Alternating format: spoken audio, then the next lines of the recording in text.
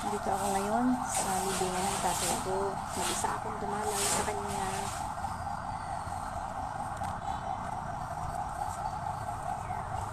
Morning po ah. Morning po, kuya.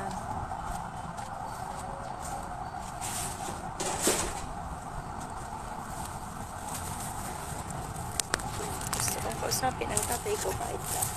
Alam ko naman ulo. Ay. Nalala ko na kasi yung tatay ko.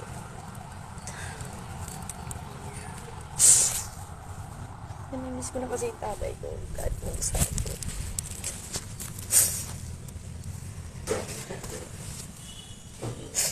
Kahit mag-asa ako, dumalaw ako dito.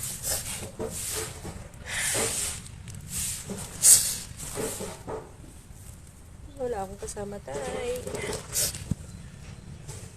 Kaya sabihin para akong mag-isa ako dito. Wala akong mahirap na, diba? Dahil mag-isang babae pa naman ako dito.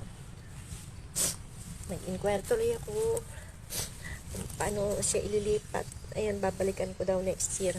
Kasi yun pa naman ang yun pa naman yung expiration ng kanyang at ililipat siya doon daw sa